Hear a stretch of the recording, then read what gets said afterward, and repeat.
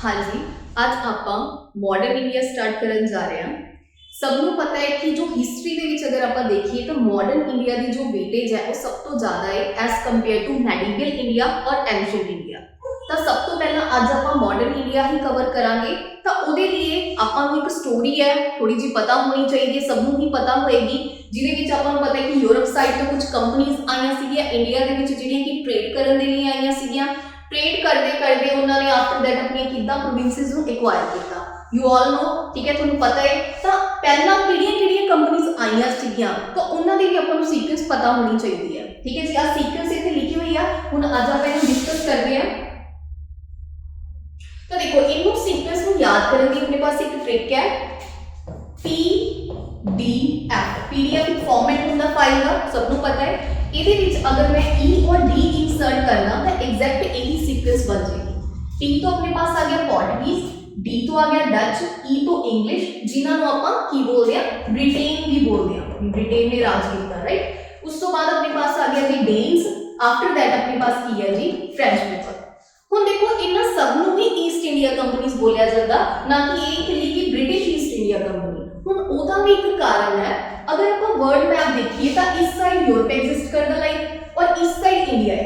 तो यूरोप तो ये ईस्टर्न साइड में आया सी, दैट्स वाई आप इन्हां की बोलते हैं जी ईस्ट इंडिया कंपनी। मींस कल्ली सिर्फ इस नु ब्रिटिश नु ही ईस्ट इंडिया कंपनी ही नहीं बोलते, इन्ना सारियां Portuguese East India Company, Danes East India Company, sorry Dutch East India Company, Danes और फ्रेंच ईस्ट इंडिया कंपनी, इन्ना सारियां नु आपां ईस्ट इंडिया कंपनीज ही बोलते हैं।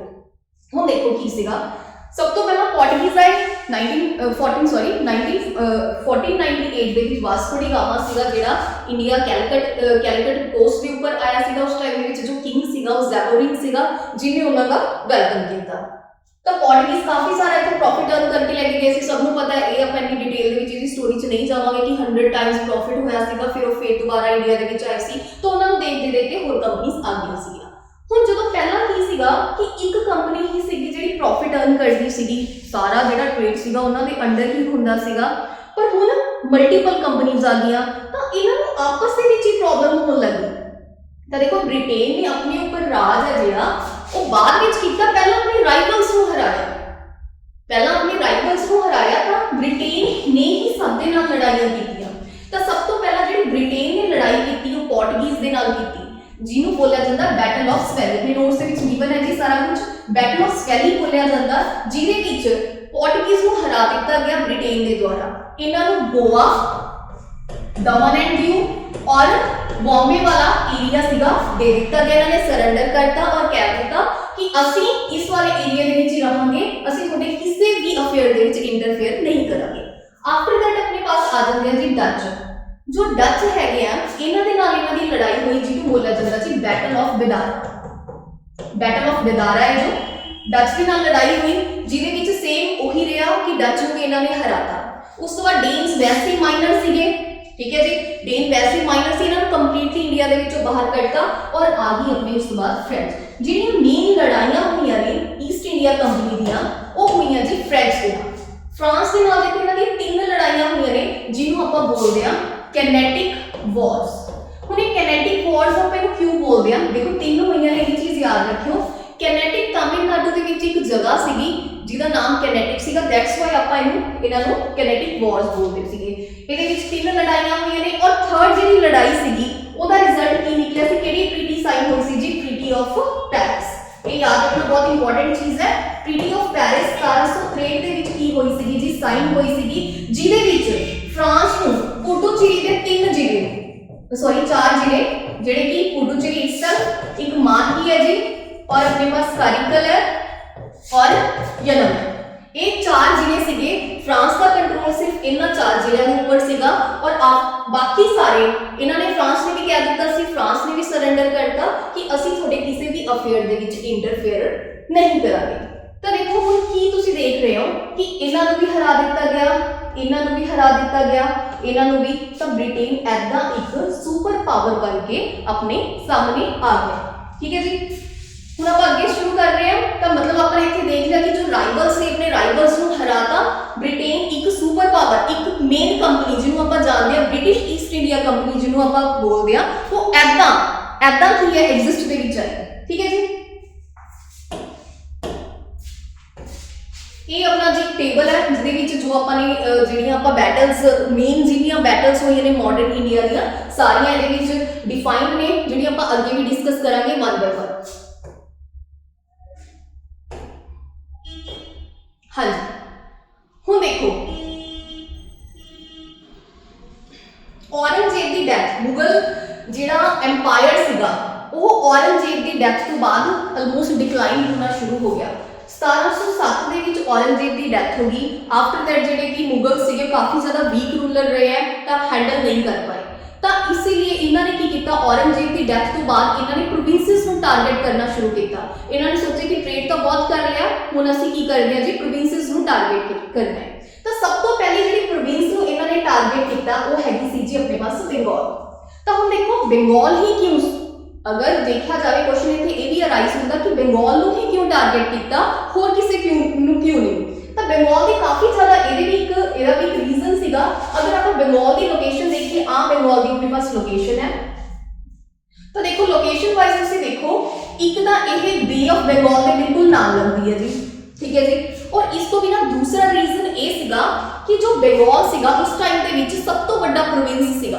देखो प्रोविंस तो मेरा मीनस की है जिन्हों आप अज के टाइम स्टेट बोलते हैं, जिथे आप अज के टाइम स्टेट राज नूं आप स्टेट वर्ड यूज करते हैं, तो उस टाइम के उन्होंने राजा नूं प्रांतां नूं प्रोविंस बोलिया जाता सीगा। ठीक है जी, तो बंगाल की सीगा उस टाइम के अज का बंगाल, बिहार, उड़ीसा उस टाइम का बंगाल सीगा। इहदी लोकेशन सीगी बे ऑफ बंगाल दे नाल लगदी सीगी, ते होर भी काफ़ी सारे होर छोटे छोटे फैक्टर सीगे जिहदी वजह करके इन्होंने सब तो पहला बंगाल को टारगेट किया। हुण देखो इहदे नाल एज सी लगदा सीगा, तो इन्हां नूं इत्थे कोई भी इंपोर्ट एक्सपोर्ट का जिहड़ा काम सीगा वो भी करना इन्हां दे लई ईजी सीगा। सो दैट्स वाई इन्होंने सब तो पहला बंगाल को टारगेट किया। तो हुण आपां ये समझण दे लिए बंगाल की थोड़ी जी स्टोरी समझते हैं। बंगाल का जिहड़ा और काफ़ी सारे रूलर सीगे बंगाल दे विच, पर आपां जिथों मेन स्टोरी शुरू होंदी है आपां उत्थों ही पढ़न की जरूरत है, इस तो पीछे नहीं आपां नहीं जाना। अली वर्दी खान बंगाल का की होया जी राजा होया। ये काफ़ी पावरफुल रूलर सीगा। इहदे टाइम की होया जी ब्रिटिशर्स दे नाल इन्हें कोई भी लड़ाई नहीं होण दित्ती, कोई वार नहीं होण दित्ती। जिन्ना टैक्स बनता सीगा वसूलिया जाता सीगा, जो रूल रेगुलेशन सीगे बाकी ट्रेडर्स के लिए ब्रिटिश ईस्ट इंडिया कंपनी को सारे वो की करने पैंदे सीगे, फॉलो करने पैंदे सीगे। तो उस तो बाद इहदी डेथ तो बाद जिहड़ा नैक्सट किंग आया वो आया जी अपने पास सिराजुद्दौला। सिराजुद्दौला का नाम तुसीं सबने सुनिया होगा, जिहदे टाइम बैटल ऑफ प्लासी हुई है। तो ये इन्ना अलीवर्दी खान तो बाद अगर जिहड़े भी किंग आए ने बंगाल दे विच इन्ने पावरफुल किंग नहीं सीगे। तो सिराजुद्दौला एक वीक किंग सीगा जिहड़ा कि बंगाल की एडमिनिस्ट्रेशन सही तरीके नाल संभाल नहीं पाया, और ब्रिटिशर्स ने इस चीज़ का की किया जी फायदा चुकिया। हुण ये काफ़ी ज़्यादा प्रॉब्लम सीगियां, काफ़ी ज़्यादा ये कारण सीगियां कि क्यों बैटल ऑफ प्लासी हुई है। आपां उहदे भी थोड़े जे कारण डिस्कस करते हैं। तो देखो की सीगा फोर्ट विलियम नाम की एक जगह जिथे जो ब्रिटिशर सीगियां उन्हां दी कॉलोनीज सीगियां, मतलब जिथे वो रहंदे सीगे, मेन उन्हां दी ट्रेड बस्तियां सीगियां। अगर तो पंजाबी दे विच गल करिए तो बस्तियां सीगियां। तो की होया इन्हां ने बंगाल दे विच फोर्ट विलियम दे जो किले की किलाबंदी करनी शुरू कर दी। किलाबंदी करन दा मतलब की है कि तुसी अपने सराउंडिंग चारों ओर एक बहुत वड्डियां की कर रहे हो, दीवारां बना रहे हो। उस टाइम दे विच दीवारां क्यों बनाई जांदियां हुंदियां सीगियां? अपने रेजिडेंस को प्रोटेक्ट करन दे लिए।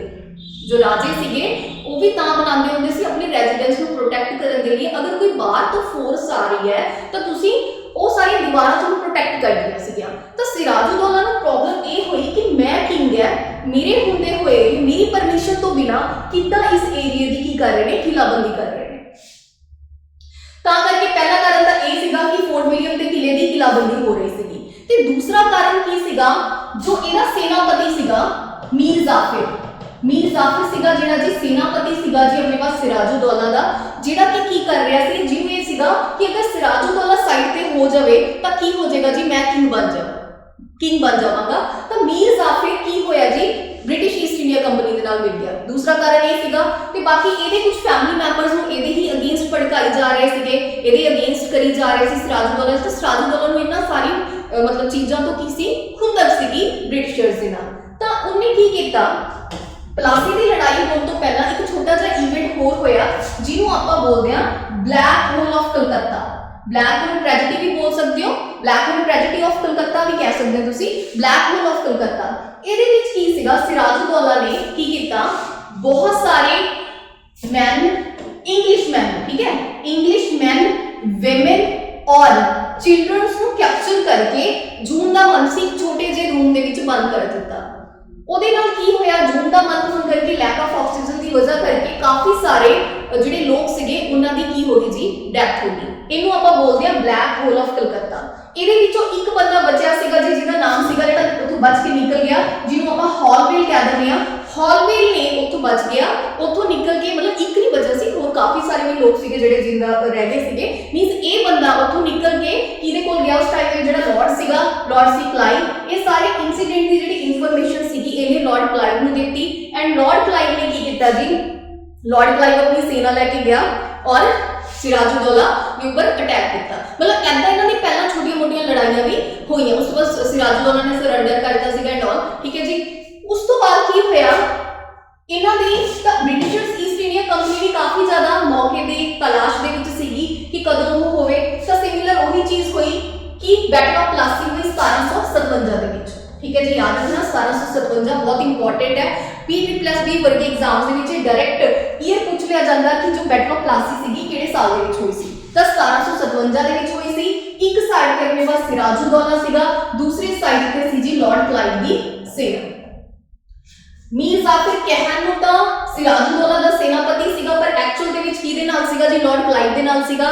ਸਿਰਾਜੁद्दौला ਲੜਦਾ ਰਿਹਾ, ਇਹਦੇ ਜਿਹੜੇ ਜੋ ਮਤਲਬ ਜੋ ਮਿਲਟਰੀ ਸੀਗੀ, ਜੋ ਇਹਦਾ ਚੀਫ ਇਨ ਕਮਾਂਡਰ ਸੀਗਾ ਮੀਰ ਜ਼ਾਫਰ, ਉਹ ਖੜਾ ਦੇਖਦਾ ਰਿਹਾ ਔਰ ਰਿਜ਼ਲਟ ਇਹ ਨਿਕਲਿਆ ਕਿ ਇਸ ਲੜਾਈ ਦੇ ਵਿੱਚ ਸਿਰਾਜੁद्दौला ਹਾਰ ਗਿਆ, ਇਹਦੀ ਡੈਥ ਹੋ ਗਈ ਔਰ ਪਲਾਸੀ ਦੀ ਲੜਾਈ ਲਾਰਡ ਕਲਾਈਵ ਦੇ ਦੁਆਰਾ ਕੀ ਹੋਈ ਜੀ, ਜਿੱਤੀ ਗਈ। ਪਰ ਇਹ ਕੋਈ ਪਾਵਰ ਦਾ ਯੁੱਧ ਨਹੀਂ ਸੀਗਾ, ਇਹ ਵੀ ਚੀਜ਼ ਇੱਥੇ ਦੇਖ ਲਿਓ, ਕਿਉਂਕਿ ਇੱਕ ਪਾਵਰ ਦਾ ਯੁੱਧ ਨਹੀਂ ਸੀਗਾ, ਇਹ ਇੱਕ ਮਤਲਬ ਚੀਟ ਕਰਕੇ ਜਿੱਤਿਆ ਹੋਇਆ ਯੁੱਧ ਸੀਗਾ, ਇੱਕ ਧੋਖੇ ਦੇ ਨਾਲ ਜਿੱਤਿਆ ਹੋਇਆ ਯੁੱਧ ਸੀਗਾ, ਠੀਕ ਹੈ ਜੀ। ਉਸ ਤੋਂ ਬਾਅਦ ਹੋਇਆ ਉਹੀ ਜੋ ਤੈਅ ਹੋਇਆ ਸੀਗਾ, ਮੀਰ ਜ਼ਾਫਰ ਨੂੰ ਕੀ ਕੀਤਾ ਗਿਆ ਜੀ, ਮੀਰ ਜ਼ਾਫਰ ਨੂੰ ਜਿਵੇਂ ਹੀ ਗੱਲ ਹੋਈ ਸੀਗੀ ਕਿ ਮੀਰ ਜ਼ਾਫਰ ਕਿੰਗ ਬਣਨਾ ਚਾਹੁੰਦਾ ਸੀਗਾ, ਤਾਂ ਮੀਰ ਜ਼ਾਫਰ ਨੂੰ ਕੀ ਬਣਾ ਦਿੱਤਾ ਗਿਆ, ਮੀਰ ਜ਼ਾਫਰ ਨੂੰ ਕੀ ਬਣਾ ਦਿੱਤਾ ਗਿਆ ਜੀ, ਬੰਗਾਲ ਦਾ ਕਿੰਗ ਬਣਾ ਦਿੱਤਾ ਗਿਆ। ਮੀਰ ਜ਼ਾਫਰ ਦੇਖੋ 3 ਸਾਲ ਤੱਕ ਹੀ ਕਿੰਗ ਰਿਹਾ, ਯਾਦ ਰੱਖੋ 57 ਦੇ ਵਿੱਚ ਪਲਾਸੀ ਦੀ ਲੜਾਈ ਹੋਈ ਸੀਗੀ, 57 ਤੋਂ ਲੈ ਕੇ 60। ਹੁਣ ਕੀ ਹੋਇਆ, ਜਦੋਂ ਮੀਰ ਜ਼ਾਫਰ ਕਿੰਗ ਬਣਨਾ ਚਾਹੁੰਦਾ ਸੀ, ਮੀਰ ਜ਼ਾਫਰ ਕਾਫੀ ਖੁਸ਼ ਸੀਗਾ ਕਿ ਇਹਨਾਂ ਨੇ ਮੇਰੀ ਹੈਲਪ ਕੀਤੀ ਕਿੰਗ ਬਣਨ ਦੇ ਵਿੱਚ। ਬਦਲੇ ਦੇ ਵਿੱਚ ਇਹਨਾਂ ਨੇ ਕੀ ਕੀਤਾ ਜੀ, ਮੀਰ ਜ਼ਾਫਰ ਨੇ ਈਸਟ ਇੰਡੀਆ ਕੰਪਨੀ ਨੂੰ 24 ਪਰਗਨੇ ਦੀ ਜ਼ਮੀਂਦਾਰੀ ਦਿੱਤੀ। 24 ਪਰਗਨੇ ਦਾ ਮਤਲਬ ਕੀ ਹੈ ਕਿ ਤੁਸੀਂ ਇੱਕ ਜ਼ਮੀਨ ਦਾ ਟੁਕੜਾ ਦੇ ਰਹੇ ਹੋ 24 ਪਰਗਨੇ ਦਾ, ਜਿਹਦੇ ਵਿੱਚੋਂ ਕੀ ਕਰ ਸਕਦੇ ਨੇ, British East India company tax collect ਕਰ ਸਕਦੀ ਹੈ ਔਰ 37 ਲੱਖ ਪੌਂਡ ਦਿੱਤੇ, ਠੀਕ ਹੈ ਜੀ। 37 ਲੱਖ ਪੌਂਡ ਨੇ ਜਿਹੜੇ ਐਜ਼ ਅ ਗਿਫਟ ਵਜੋਂ ਦਿੱਤੇ, ਖੁਸ਼ ਹੋ ਕੇ ਦਿੱਤੇ ਮੀਰ ਜ਼ਾਫਰ ਨੇ ਕਿ ਉਹਨਾਂ ਨੇ ਕੀ ਕੀਤਾ ਜੀ, ਬੰਗਾਲ ਦਾ ਮੈਨੂੰ ਕਿੰਗ ਬਣਾਤਾ। ਪਰ ਹੋਇਆ ਕੀ, ਈਸਟ ਇੰਡੀਆ ਕੰਪਨੀ ਦਾ ਜੋ ਗ੍ਰੀਡ ਸੀਗਾ ਉਹ ਡੇ ਟੂ ਡੇ ਕੀ ਹੋਈ ਜਾ ਰਿਹਾ ਸੀਗਾ, ਵਧਦਾ ਹੀ ਜਾ ਰਿਹਾ ਸੀਗਾ। ਤਾਂ ਮੀਰ ਜ਼ਾਫਰ ਇਸ ਚੀਜ਼ ਤੋਂ ਤੰਗ ਹੋ ਗਿਆ, ਤਾਂ ਮੀਰ ਜ਼ਾਫਰ ਨੇ ਦੇਖ ਲਿਆ ਕਿ ਇਹ ਮੇਰੇ ਤੋਂ ਟੈਕਲ ਨਹੀਂ ਹੋਣੇ ਹੈਗੇ, ਤਾਂ ਉਹਨੇ ਨੈਕਸਟ ਕਿੰਗ ਬਣਾਤਾ ਜੀ ਮੀਰ ਕਾਸਿਮ ਨੂੰ। ਹੁਣ ਮੀਰ ਕਾਸਿਮ ਕੌਣ ਸੀਗਾ, ਇਹ ਕਿੱਥੋਂ ਆ ਗਿਆ, ਮੀਰ ਕਾਸਿਮ ਸੀਗਾ ਜੀ ਸਨ ਇਨ ਲॉ ਆਫ ਮੀਰ ਜ਼ਾਫਰ, ਠੀਕ ਹੈ ਜੀ। ਜੋ ਮੀਰ ਜ਼ਾਫਰ ਦੀ ਜੋ ਬੇਟੀ ਸੀਗੀ ਉਹਦਾ ਹਸਬੈਂਡ ਸੀਗਾ, ਬੇਟੀ ਦਾ ਹਸਬੈਂਡ ਸੀਗਾ ਮੀਰ ਕਾਸਿਮ, ਮਤਲਬ ਇਹਦਾ ਸਨ ਇਨ ਲॉ ਸੀਗਾ। अगर अली वर्दी खान की डेथ तो बाद, अली वर्दी खान तो बाद अगर कोई बंगाल का किंग पावरफुल होया, वो कौन सीगा जी अपने पास, मीर कासिम, ठीक है जी। मीर कासिम सीगा, तो जो मीर कासिम सीगा इन्हों पता सीगा, ये चाहता सीगा कि ਜਿਹੜੀ ਈਸਟ ਇੰਡੀਆ ਕੰਪਨੀ ਨੂੰ ਹੈ ਮੈਂ ਬੰਗਾਲ ਦੇ ਵਿੱਚੋਂ ਬਾਹਰ ਕੱਢਦਾ ਔਰ ਮੇਰਾ ਹੀ ਰੂਲ ਰਵੇ ਐਜ਼ ਜਿੱਦਾਂ ਪਹਿਲਾਂ ਸੀ, ਇੱਕ ਕੰਪਲੀਟ ਇੰਡੀਪੈਂਡੈਂਸ ਦੇ ਵਿੱਚ ਅਸੀਂ ਰਹੀਏ। ਤਾਂ ਉਹਦੇ ਲਈ ਇਹਨੇ ਕਾਫੀ ਸਾਰੇ ਰਿਫਾਰਮਸ ਕੀਤੇ। ਸਭ ਤੋਂ ਪਹਿਲਾਂ ਇਹਨੇ ਆਪਣੀ ਜੋ ਕੈਪੀਟਲ ਸੀਗੀ ਉਹ ਸ਼ਿਫਟ ਕਰਕੇ ਕਿੱਥੇ ਕਰ ਲਈ ਜੀ, ਮੁਰਸ਼ਿਦਾਬਾਦ, ਮੁੰਗੇਰ ਕਰ ਲਈ, ਮੁਰਸ਼ਿਦਾਬਾਦ ਤੋਂ ਸ਼ਿਫਟ ਕਰਕੇ।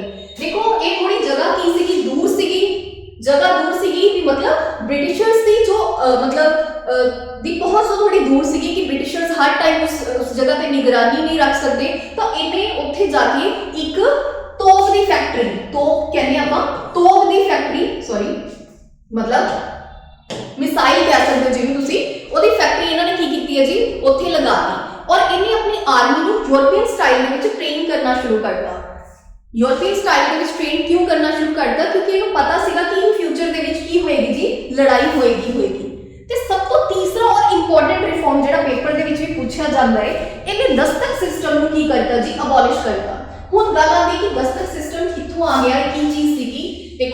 1773 ਦੇ ਵਿੱਚ ਇੱਕ ਕਿੰਗ ਹੋਇਆ ਜਿਹਦਾ ਨਾਮ ਸੀਗਾ ਜੀ ਫਰੁਕਸ਼ੀਅਰ। ਇਹ ਆਪਣੇ ਉਹਦੇ ਵਿੱਚ ਹੈਗਾ, ਸਲਾਈਡ ਦੇ ਵਿੱਚ ਹੈਗਾ, ਨੋਟਸ ਦੇ ਵਿੱਚ ਲਿਖਿਆ ਹੋਇਆ ਜੀ। 1773 ਦੇ ਵਿੱਚ ਇੱਕ ਕਿੰਗ ਸੀਗਾ ਫਰੁਕਸ਼ੀਅਰ, ਜਿਹਨੇ ਇੱਕ ਫਰਮਾਨ ਜਾਰੀ ਕੀਤਾ ਜਿਹਨੂੰ ਆਪਾਂ ਬੋਲਦੇ ਆ ਦਸਤਕ ਸਿਸਟਮ। ਮਤਲਬ ਇੱਕ ਡਾਕੂਮੈਂਟ ਸੀਗਾ ਜਿਹਦੇ ਵਿੱਚ ਉਹਨੇ ਕੀ ਕੀਤਾ ਸੀ, ਈਸਟ ਇੰਡੀਆ ਕੰਪਨੀ ਦੇ ਲੋਕਾਂ ਨੂੰ ਬਿਲਕੁਲ ਟੈਕਸ ਤੋਂ ਬਿਨਾਂ ਟ੍ਰੇਡ ਕਰਨ ਦੀ ਆਜ਼ਾਦੀ ਦੇ ਦਿੱਤੀ ਸੀ ਕਿ ਕੁਝ ਪਾਰਟ ਦੇ ਵਿੱਚ ਤੁਸੀਂ ਗੁਜਰਾਤ ਸੀਗਾ, ਬੰਗਾਲ ਸੀਗਾ, ਇੱਕ ਮੇਬੀ ਹੈਦਰਾਬਾਦ ਸੀਗਾ, ਜਿਹਦੇ ਵਿੱਚ ਉਹਨਾਂ ਨੇ ਕੀ ਕਰਤੀ ਸੀਗੀ ਜੀ ਕਿ ਤੁਸੀਂ ਇੱਥੇ ਤੁਸੀਂ ਟ੍ਰੇਡ ਕਰੋ, ਤੁਹਾਨੂੰ ਕੋਈ ਵੀ ਟੈਕਸ ਨਹੀਂ ਦੇਣਾ ਪਏਗਾ। ਤਾਂ ਹੁਣ ਬ੍ਰਿਟਿਸ਼ ਈਸਟ ਇੰਡੀਆ ਕੰਪਨੀ ਕੀ ਕਰਦੀ ਸੀਗੀ, ਇਸ ਦਸਤਕ ਨੂੰ ਫਰਦਰ ਵੇਚ ਦਿੰਦੀ ਸੀ। ਮਤਲਬ ਖੁਦ ਆਪਣੀ ਜੇਬ ਦੇ ਵਿੱਚ ਜੋ ਪੈਸੇ ਸੀਗੇ ਉਹ ਪਾ ਰਹੇ ਸੀ, ਜਿਹੜਾ ਪੈਸਾ ਬੰਗਾਲ ਨੂੰ ਜਾਣਾ ਚਾਹੀਦਾ ਸੀਗਾ, ਬੰਗਾਲ ਦੇ ਟੈਕਸ ਦੇ ਵਿੱਚ ਜਾਣਾ ਚਾਹੀਦਾ ਸੀਗਾ, ਉਹ ਜੋ ਪੈਸਾ ਸੀਗਾ ਬ੍ਰਿਟਿਸ਼ ਈਸਟ ਇੰਡੀਆ ਕੰਪਨੀ ਦੀ ਜੇਬ ਦੇ ਵਿੱਚ ਜਾ ਰਿਹਾ ਸੀਗਾ। ਤਾਂ ਮੀਰ ਕਾਸਿਮ ਨੂੰ ਇਸ ਚੀਜ਼ ਤੋਂ ਵੀ ਪ੍ਰੋਬਲਮ ਸੀਗੀ। ਤਾਂ ਮੀਰ ਕਾਸਿਮ ਨੇ ਕੀ ਕੀਤਾ, ਸਾਰੇ ਦਾ ਸਾਰਾ ਬੰਗਾਲ ਟੈਕਸ ਫ੍ਰੀ ਕਰਤਾ। ਹੁਣ ਦੇਖੋ ਕੀ ਸੀਗਾ, ਥੋੜਾ ਜਿਹਾ ਹੋਰ ਆਪਾਂ ਇਹਨੂੰ ਡਿਟੇਲ ਦੇ ਵਿੱਚ ਸਮਝਦੇ ਆ ਕਿ ਬੰਗਾਲ ਦੇ ਵਿੱਚ ਜਿਹੜੇ ਈਸਟ ਇੰਡੀਆ ਕੰਪਨੀ ਦੇ ਬੰਦੇ ਟ੍ਰੇਡ ਕਰਦੇ ਸੀ ਉਹਨਾਂ ਨੂੰ ਕੋਈ ਵੀ ਟੈਕਸ ਨਹੀਂ ਦੇਣਾ ਪੈਂਦਾ ਸੀਗਾ, ਔਰ ਦੂਸਰੇ ਪਾਸੇ ਜਿਹੜੇ ਇੰਡੀਅਨ ਟ੍ਰੇਡਰ ਸੀਗੇ ਉਹਨਾਂ ਨੂੰ ਟੈਕਸ ਦੇਣਾ ਪੈਂਦਾ ਸੀਗਾ। ਤਾਂ ਉਹਦਾ ਰਿਜ਼ਲਟ ਕੀ ਹੁੰਦਾ ਸੀਗਾ, ਜੋ ਇੰਡੀਅਨ ਚੀਜ਼ਾਂ ਸੀਗੀਆਂ ਉਹਨਾਂ ਦੇ ਜਿਹੜੇ ਪ੍ਰਾਈਸ ਸੀਗੇ ਉਹ ਜ਼ਿਆਦਾ ਸੀਗੇ ਐਸ ਕੰਪੇਅਰ ਟੂ ਬ੍ਰਿਟਿਸ਼ਰਸ ਦੇ। ਤਾਂ ਲੋਕੀ ਪ੍ਰੈਫਰੈਂਸ ਜੋ ਕਾਮਨ ਪੀਪਲ ਸੀਗੇ ਉਹ ਕਿਹਨੂੰ ਪ੍ਰੈਫਰ ਕਰਦੇ ਸੀ, ਜਿਹੜੀ ਚੀਪ ਚੀਜ਼ ਹੈ, ਜਿਹੜੀ ਸਸਤੀ ਚੀਜ਼ ਹੈ ਉਹਨੂੰ ਖਰੀਦਣਾ ਪਸੰਦ ਕਰਦੇ ਸੀਗੇ। ਸੋ ਦੈਟਸ ਵਾਈ ਜਦੋਂ ਇਹਨੇ ਸਾਰਾ ਬੰਗਾਲ ਟੈਕਸ ਫ੍ਰੀ ਕਰਤਾ ਤਾਂ ਜਿਹੜੇ ਇੰਡੀਅਨ ਟ੍ਰੇਡਰ ਸੀਗੇ ਉਹਨਾਂ ਨੂੰ ਵੀ ਕੋਈ ਵੀ ਟੈਕਸ ਨਹੀਂ ਦੇਣਾ ਪੈਂਦਾ ਸੀਗਾ। ਹੁਣ ਜਦੋਂ ਟੈਕਸ ਨਹੀਂ ਦੇਣਾ ਪਏਗਾ ਤਾਂ ਜਿਹੜੀਆਂ ਦੋਨੋਂ ਚੀਜ਼ਾਂ ਦਾ ਅਨਬੈਲੈਂਸ ਸੀਗਾ ਉਹ ਕੀ ਹੋ ਗਿਆ, ਇਕੁਇਵਲੈਂਟ ਹੋ ਗਿਆ। ਮਤਲਬ ਬ੍ਰਿਟਿਸ਼ਰ ਚੀਜ਼ ਵੀ ਉਹਨੇ ਦੀ ਹੀ ਹੈ, ਇੰਡੀਅਨ ਚੀਜ਼ ਵੀ ਉਹਨੇ ਦੀ ਹੀ ਹੈ। ਤਾਂ ਉਹਦੇ ਨਾਲ ਰਿਜ਼ਲਟ ਕੀ ਹੋਇਆ, ਬ੍ਰਿਟਿਸ਼ਰਸ ਨੂੰ ਲਾਸ ਹੋਣਾ ਸ਼ੁਰੂ ਹੋ ਗਿਆ। ਆਬਵੀਅਸਲੀ ਹੁਣ ਇੰਡੀਅਨਸ ਕੀ ਖਰੀਦਣਗੇ, ਇੰਡੀਅਨ ਚੀਜ਼ਾਂ ਹੀ ਖਰੀਦਣਗੇ। ਤਾਂ ਬ੍ਰਿਟਿਸ਼ਰਸ ਨੂੰ ਕੀ ਹੋਣਾ ਸ਼ੁਰੂ ਹੋ ਗਿਆ, ਲਾਸ ਹੋਣਾ ਸ਼ੁਰੂ ਹੋ ਗਿਆ। ਜਦੋਂ ਉਹਨਾਂ ਨੇ ਦੇਖਿਆ ਕਿ ਇਹ ਸਭ ਕੁਝ ਹੋ ਰਿਹਾ, ਉਹ ਵਾਪਸ ਕਿਹਦੇ ਕੋਲ ਗਏ ਜੀ, ਮੀਰ ਜ਼ਾਫਰ ਕੋਲ ਗਏ। ਮੀਰ ਜ਼ਾਫਰ ਨੂੰ ਕਹਿੰਦੇ ਕਿ ਅਸੀਂ ਤੈਨੂੰ ਕਿੰਗ ਬਣਾਇਆ ਸੀ, ਮੀਨਸ ਅਸੀਂ ਕਿੰਗ ਮੇਕਰ ਹੈ। ਮਤਲਬ ਉਹ ਕਿੰਗ ਮੇਕਰ ਦੇ ਰੋਲ ਦੇ ਵਿੱਚ ਆ ਗਏ ਸੀਗੇ ਕਿ ਅਸੀਂ ਤੈਨੂੰ ਕਿੰਗ ਬਣਾਇਆ ਸੀ, ਤੂੰ ਐਦਾਂ ਕਿੱਦਾਂ ਮੀਰ ਕਾਸਿਮ ਨੂੰ ਕਿੰਗ ਬਣਾਤਾ, ਔਰ ਸਾਨੂੰ ਮੀਰ ਕਾਸਿਮ ਪਸੰਦ ਨਹੀਂ ਹੈ। ਤਾਂ ਮੀਰ ਕਾਸਿਮ ਨੂੰ ਉਸ ਟਾਈਮ ਦੇ ਵਿੱਚ 63 ਦੇ ਵਿੱਚ ਹਟਾ ਦਿੱਤਾ ਗਿਆ। ਮੀਰ ਕਾਸਿਮ ਨੂੰ ਹਟਾ ਕੇ ਜੋ ਦੁਬਾਰਾ ਕਿੰਗ ਹੈ ਉਹ ਕਿਹਨੂੰ ਬਣਾ ਦਿੱਤਾ ਗਿਆ ਜੀ, ਮੀਰ ਜ਼ਾਫਰ ਨੂੰ ਬਣਾ ਦਿੱਤਾ ਗਿਆ। ਤਾਂ ਹੁਣ ਦੇਖੋ ਮੀਰ ਕਾਸਿਮ ਨੂੰ ਪਹਿਲਾਂ ਹੀ ਪ੍ਰੋਬਲਮ ਸੀਗੀ ਇਹਨਾਂ ਤੋਂ, ਤਾਂ ਮੀਰ ਕਾਸਿਮ ਉੱਥੋਂ ਦਾ ਚਲਾ ਗਿਆ। ਮੀਰ ਕਾਸਿਮ ਗਿਆ ਜੀ ਦੋ ਹੋਰ ਬੰਦਿਆਂ ਨੂੰ ਮਿਲਿਆ। ਮੀਰ ਕਾਸਿਮ ਮਿਲਿਆ ਜੀ ਇੱਕ ਸਿਜਾਉਦੌਲਾ, ਇਟਸ ਨਾਟ ਦੈਟ ਵਾਲਾ ਸਿਰਾਜੁਦੌਲਾ, ਇਟਸ ਸਿਜਾਉਦੌਲਾ, ਠੀਕ ਹੈ ਜੀ। ਉਹਦੀ ਡੈਥ ਹੋ ਗਈ ਸੀਗੀ ਇੱਥੇ ਬੈਟਲ ਆਫ ਪਲਾਸੀ ਦੇ ਵਿੱਚ। ਇਹ ਸਿਜਾਉਦੌਲਾ ਹੈ ਔਰ ਇੱਕ ਸੀਗਾ ਜੀ ਸ਼ਾਹ ਆਲਮ ਦੀ ਸੈਕੰਡ। ਇਹ ਦੋਨਾਂ ਨੂੰ ਮਿਲਿਆ, ਇਹਨਾਂ ਦੋਨਾਂ ਦੇ ਨਾਲ ਮਿਲ ਕੇ ਉਹਨੇ ਇੱਕ ਅਲਾਈਅੰਸ ਕ੍ਰੀਏਟ ਕੀਤੀ। ਮਤਲਬ ਇੱਕ ਤਰੀਕੇ ਦੇ ਨਾਲ ਅਲਾਈਅੰਸ ਨਹੀਂ ਆਪਾਂ ਕਹਾਂਗੇ, ਇੱਕ ਤਰੀਕੇ ਨਾਲ ਇਹ ਤਿੰਨੋਂ ਜਾਣੇ ਮਿਲਦੇ ਸੀਗੇ। ਤਿੰਨੋਂ ਜਾਣੇ ਮਿਲ ਕੇ ਇਹ ਇੱਕ ਸਾਈਡ ਤੇ ਬੈਟਲ ਆਫ ਜਿਹੜੀ ਬਕਸਰ ਹੋਈ ਸੀਗੀ ਉਹਦੇ ਵਿੱਚ ਇੱਕ ਸਾਈਡ ਤੇ ਤਿੰਨ ਜਾਣੇ ਸੀਗੇ ਔਰ ਦੂਸਰੇ ਪਾਸੇ ਸੀਗੇ ਜੀ East India company. East India company ਦੀ ਤਰਫ ਤੋਂ ਕੌਣ ਲੜ ਰਿਹਾ ਸੀਗਾ ਜੀ, ਈਸਟ ਇੰਡੀਆ ਦੀ ਕੰਪਨੀ ਦੀ ਤਰਫੋਂ ਲੜ ਰਿਹਾ ਸੀਗਾ ਹੈਕਟਰ ਮੁਨਰੋ, ਜੋ ਕਾਫੀ ਇੰਪੋਰਟੈਂਟ ਨਹੀਂ ਆਪਾਂ ਕਹਾਂਗੇ, ਕਾਫੀ ਪਾਵਰਫੁਲ ਜੋ ਸੀਗਾ ਸੈਨਾ ਕਮਾਂਡਰ ਇਨ ਚੀਫ, ਜਿਹਨੂੰ ਆਪਾਂ ਪੰਜਾਬੀ ਸੈਨਾਪਤੀ ਕਹਿ ਸਕਦੇ ਆ, ਉਹ ਸੀਗਾ ਜੀ। ਇੱਕ ਸਾਈਡ ਸੀਗਾ ਹੈਕਟਰ ਮੁਨਰੋ ਔਰ ਦੂਸਰੀ ਸਾਈਡ ਸੀਗੇ ਤਿੰਨੋਂ। ਔਰ ਰਿਜ਼ਲਟ ਕੀ ਨਿਕਲਿਆ, 1764 ਦੇ ਵਿੱਚ ਹੋਈ ਹੈ ਜੀ ਬੈਟਲ ਆਫ ਬਕਸਰ, ਠੀਕ ਹੈ ਜੀ। ਬੈਟਲ ਆਫ ਬਕਸਰ ਦੇ ਵਿੱਚ ਚਾਹੇ ਇਹ ਤਿੰਨ ਸੀਗੇ, ਇਹ ਤਿੰਨੋਂ ਹਾਰ ਗਏ ਔਰ ਬ੍ਰਿਟਿਸ਼ ਈਸਟ ਇੰਡੀਆ ਕੰਪਨੀ ਕੀ ਸੀਗੀ, ਜਿੱਤ ਗਈ। ਔਰ ਕਿਹੜੀ ਟ੍ਰੀਟੀ ਸਾਈਨ ਹੋਈ ਹੈ ਜੀ, ਟ੍ਰੀਟੀ ਆਫ ਇਲਾਹਾਬਾਦ। मतलब जो भी मतलब बैटल वगैरह करते सीगे आफ्टर दैट ये ट्रीटी साइन करते सीगे। और उस टाइम ਦੇ ਵਿੱਚ ਜਿਹੜਾ ਗਵਰਨਰ ਸੀਗਾ, ਜੋ ਮੇਨ ਉਸ ਟਾਈਮ ਦੇ ਵਿੱਚ ਗਵਰਨਰ ਸੀਗਾ ਉਹ ਸੀਗਾ ਹੈਨਰੀ ਵੈਲਨਸਟ੍ਰੇਟ। ਜਿਵੇਂ ਆਪਾਂ ਨੇ ਪੜਿਆ ਸੀ ਨਾ ਕਿ ਬੈਟਲ ਆਫ ਪਲਾਸੀ ਦੇ ਵਿੱਚ ਉੱਪਰ ਕੀ ਸੀਗਾ ਜੀ, ਕਲਾਈਵ ਸੀਗਾ। ਬੈਟਲ ਆਫ ਪਲਾਸੀ ਦੇ ਵਿੱਚ ਜਿਹੜਾ ਸੀਗਾ ਗਵਰਨਰ ਜਨਰਲ ਕਲਾਈਵ ਸੀਗਾ।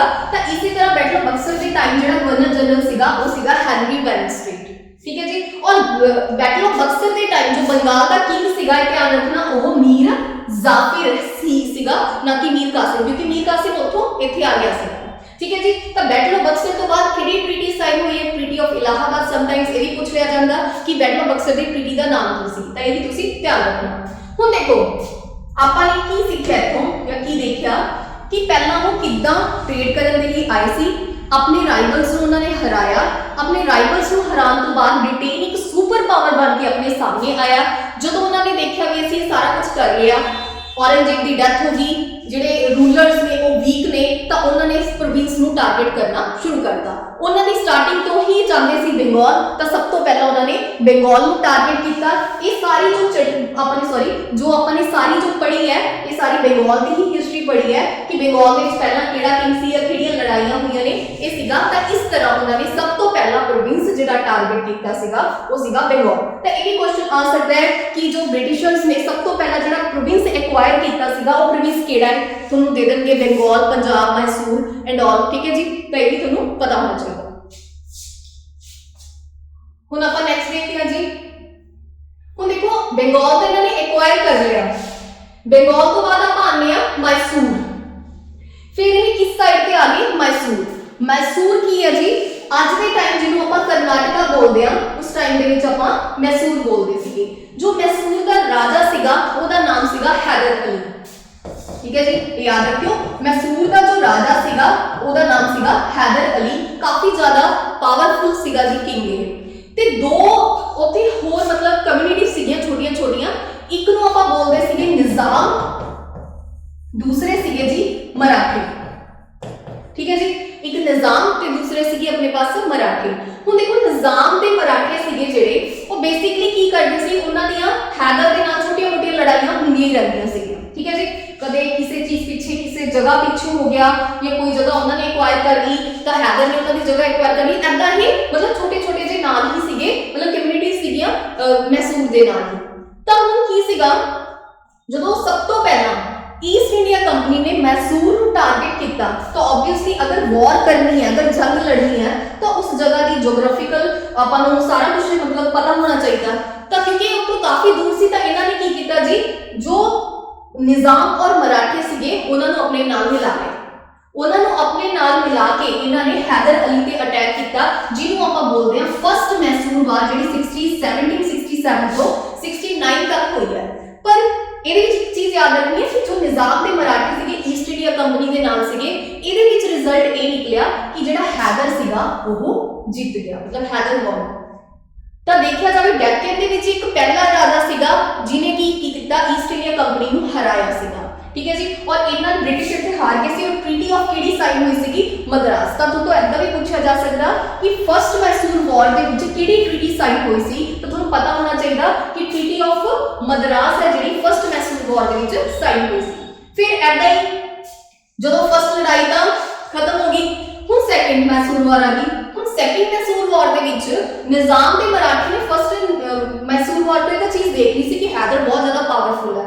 ਤਾਂ ਇਸ ਵਾਰ ਕੀ ਹੋਇਆ, ਨਿਜ਼ਾਮ ਤੇ ਮਰਾਠੇ ਕੀ ਹੋ ਗਏ ਜੀ, ਹੈਦਰ ਵਾਲੀ ਸਾਈਡ ਹੋ ਗਏ। ਇਹਨਾਂ ਨੂੰ ਐ ਸੀਗਾ ਕਿ ਜਿਹੜੀ ਸਾਈਡ ਜਿੱਤੇਗੀ ਉਧਰੋਂ ਜ਼ਿਆਦਾ ਰਿਵਾਰਡਸ ਮਿਲਣਗੇ, ਉਧਰੋਂ ਜ਼ਿਆਦਾ ਪੈਸਾ ਮਿਲੇਗਾ। ਤਾਂ ਇਸ ਵਾਰੀ ਨਿਜ਼ਾਮ ਤੇ ਮਰਾਠੇ ਕਿਹਦੇ ਨਾਲ ਹੋ ਗਏ ਜੀ, ਹੈਦਰ ਅਲੀ ਦੇ ਨਾਲ ਹੋ ਗਏ, ਠੀਕ ਹੈ ਜੀ। ਕਾਫੀ ਹੋਰ ਵੀ ਡਿਟੇਲ ਚ ਸਟੋਰੀ ਹੈ, ਕੀ ਰੀਜ਼ਨ ਨੇ ਆਪਾਂ ਨੂੰ ਇੰਨੀ ਡਿਟੇਲ ਚ ਪੜ੍ਹਨ ਦੀ ਜ਼ਰੂਰਤ ਨਹੀਂ ਹੈਗੀ। ਤਾਂ ਨਿਜ਼ਾਮ ਐਂਡ ਮਰਾਠੇ ਹੈਦਰ ਦੇ ਨਾਲ ਹੋ ਗਏ, ਔਰ ਇਸ ਵਾਰ ਕੀ ਹੋਇਆ, ਈਸਟ ਇੰਡੀਆ ਕੰਪਨੀ ਜਿੱਤ ਗਈ, हैदर अली हार गया और ट्रीटी ऑफ केडी साइन हुई जी, मैंगलोर साइन हुई। मतलब ट्रीटी का यही ਹੁੰਦਾ ਸੀਗਾ ਕਿ ਜਿਹੜੇ ਇੱਕ ਦੂਸਰੇ ਦੇ ਇਹ ਐਕਵਾਇਰ ਕੀਤੇ ਹੋਈਆਂ ਜਗ੍ਹਾ ਨੇ ਉਹ ਕੀ ਕਰ ਦਿੰਦੇ ਹੁੰਦੇ ਸੀਗੇ, ਵਾਪਸ ਕਰ ਦਿੰਦੇ ਹੁੰਦੇ ਸੀ। और थर्ड मैसूर वार अपने पास हुई है जी, ਜਿਹੜੀ ਉਹਦੇ ਵਿੱਚ ਜਿਹੜੀ ट्रीटी साइन हुई है super important treaty of Srirangapatna.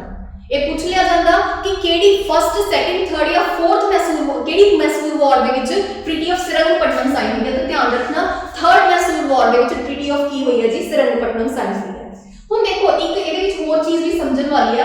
ਪਹਿਲੀਆਂ ਜਦੋਂ ਦੋ ਲੜਾਈਆਂ ਹੋਈਆਂ ਨੇ, ਫਸਟ ਦੋ ਜਿਹੜੀਆਂ ਲੜਾਈਆਂ ਨੇ ਉਹ ਹੈਦਰ ਅਲੀ ਨੇ ਲੜੀਆਂ, ਠੀਕ ਹੈ ਜੀ।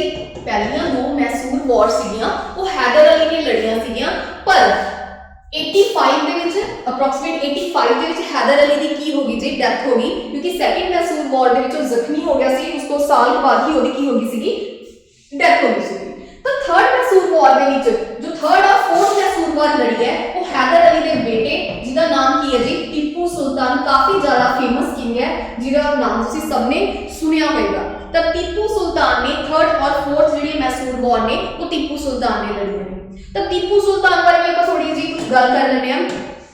देखो टीपू सुल्तान एक काफी ज्यादा एजुकेटेड किंग सीगा, ठीक है जी। इन्हों काफी सारी भाषावां लैंग्वेजेस आंदियां सी, लाइक उर्दू, फारसी, संस्कृत वगैरह सारियां इन्हों आंदियां सीगियां। पढ़िया लिखिया राजा सीगा ये, ते इहनूं मतलब एक कट्टर मुसलमान नहीं सीगा। इन्हें अपने मतलब किंगडम दे विच, अपनी किंगडम दे विच जिहड़े हिंदू ਗੁਰੂਜ਼ ਨੇ ਉਹਨਾਂ ਨੂੰ ਕਾਫੀ ਅੱਛੀਆਂ ਪੋਸਟਾਂ ਦੇ ਉੱਪਰ ਰੱਖਿਆ ਹੋਇਆ ਸੀਗਾ ਔਰ ਇਹਨੇ ਕਦੇ ਵੀ ਟੈਂਪਲਸ ਦੀ ਜੋ ਪੂਜਾ ਵਗੈਰਾ ਸੀਗਾ ਉਹਦੇ ਵਿੱਚ ਕਦੇ ਵੀ ਇੰਟਰਫੇਅਰ ਨਹੀਂ ਕੀਤਾ ਹੈਗਾ। ਠੀਕ ਹੈ ਜੀ। ਇਸ ਤਰ੍ਹਾਂ ਹੀ ਇੱਕ ਕੱਟੜ ਰਾਜਾ ਨਹੀਂ ਸੀਗਾ। ਇੱਕ ਹੋਰ ਚੀਜ਼ ਹੈ, ਇੱਕ ਜੈਕੋਬਿਨ ਕਲੱਬ ਦਾ ਮੈਂਬਰ ਸੀਗਾ। ਜੈਕੋਬਿਨ ਕਲੱਬ ਸੀਗਾ ਇੱਕ ਫਰਾਂਸ ਦਾ ਕਲੱਬ ਸੀਗਾ। ਠੀਕ ਹੈ ਜੀ, ਫਰਾਂਸ ਦਾ ਕਲੱਬ ਸੀਗਾ ਜਿਹਦੇ ਵਿੱਚ ਇਹਨੇ ਕੀ ਕੀਤਾ ਸੀਗਾ, ਪਾਰਟਿਸਿਪੇਟ ਕੀਤਾ ਸੀ। ਇਹ ਮੈਂਬਰ ਸੀਗਾ।